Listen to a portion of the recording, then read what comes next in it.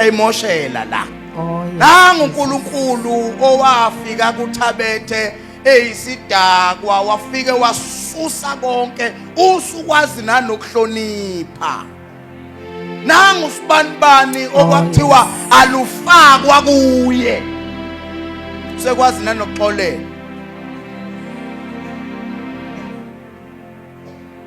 Sothandazela imndeni bazalwane. Incwadi kaLuka chapter 11 bazalwane ngizocela ozongifundela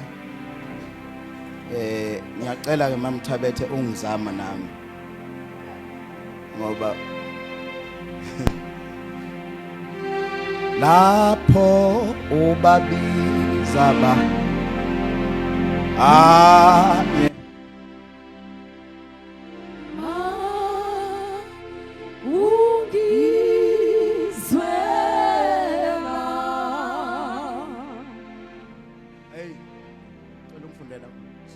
Luka chapter 19 verse 1.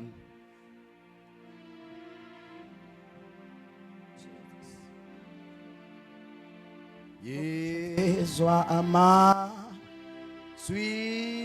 ami apho ubabiza abanye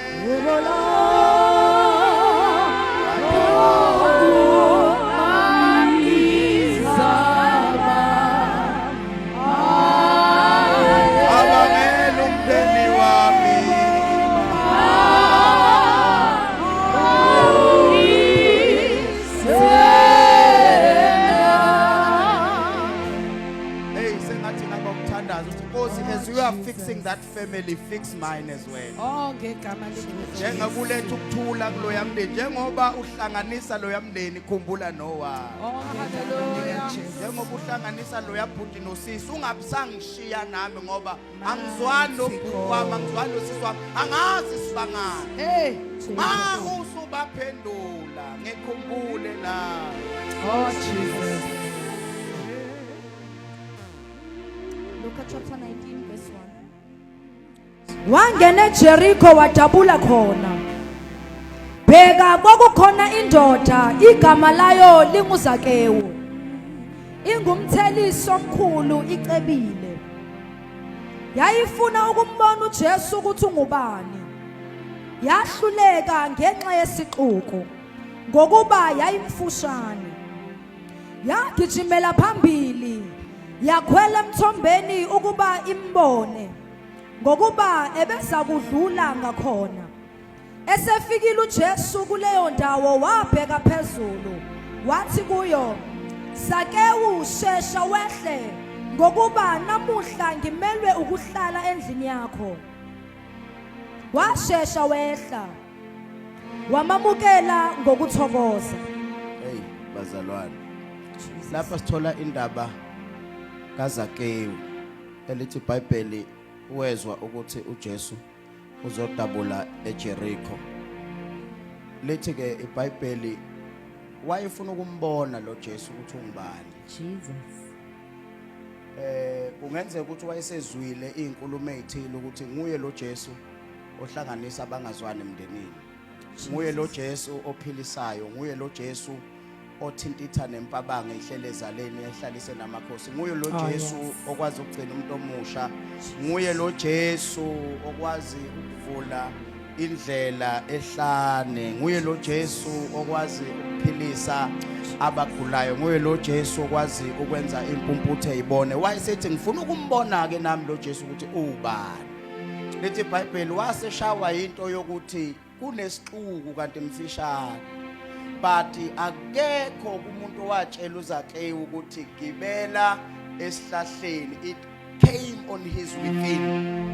Wafika kuye ukuthi I have to make a plan ngoba angifune ngidabule lo Jesu. Wathi ke mayibona ihlahla lithi iBhayibheli wagibela esihlahleni. Jesus. Ukugibela kwakhe esihlahleni, it was a demonstration of his heart desire. Wayezama ukukhombisa uNkulunkulu ukuthi my deepest desire is to see you coming through for me.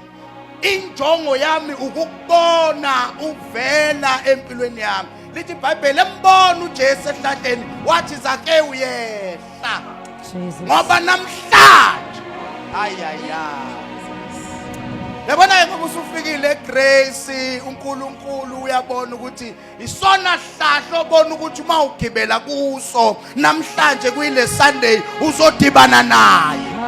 Oh yes. Uyabona uNkulunkulu ukuthi injongo yakho namhlanje kukhona into ofisa ukuthi uNkulunkulu angenelele kuyo. Manje wathi uma uqalaza zakhona iquku, wathi uma uqalaza zakhona izinto, wawusubona iGrace namhlanje kuyindawo eyisihlahlo ngathi mawuzokhonza kuyo you will attract the attention of God. Ngoba usukhona usuthi uNkulunkulu wekhanyile yehla ngoba namhlanje insindiso izongena kwakho. We mama uMgomezulu namhlanje ukuthula kuzongena kwakho.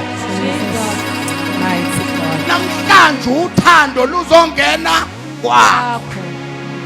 Namhlanje inhlonipho kubantwana izongena kwakho. Something God, something great God is going to do to your family. Jesus. Ngizocela siphakameni with faith bazalwane.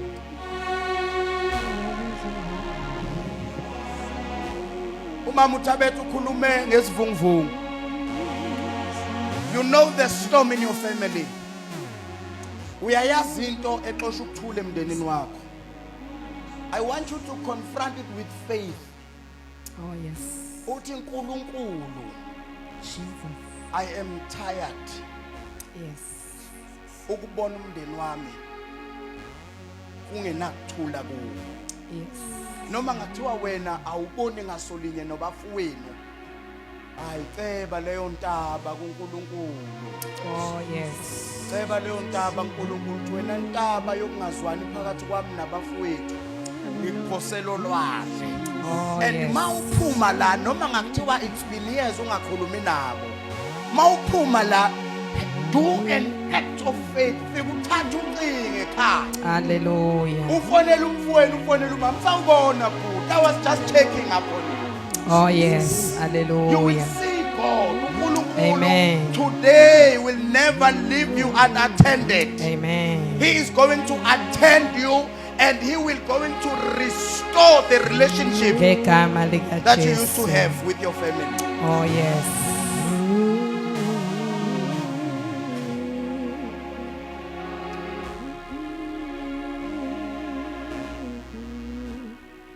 Sizothandaza abazalwane. Confront every situation Amen. ehlasela umndeni wakho. Yes. Uma ubona ukuthi one of the reasons ezenza ukuthi ungazwani nabafowenu umpakamo yakho emva kokusindiswa.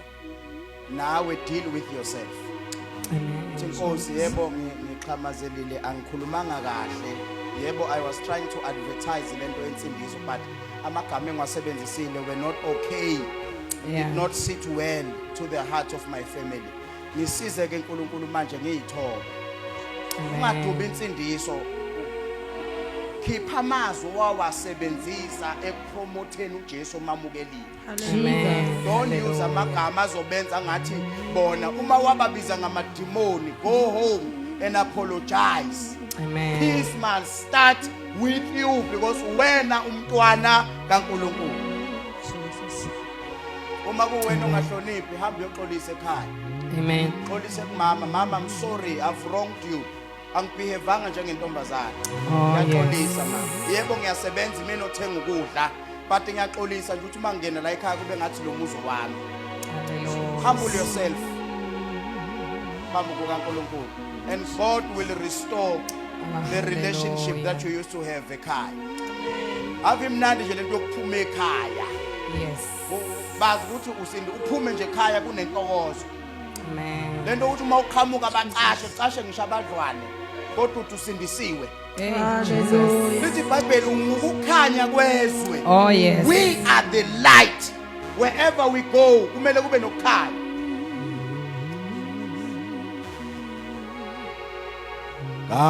Usangikhumbula na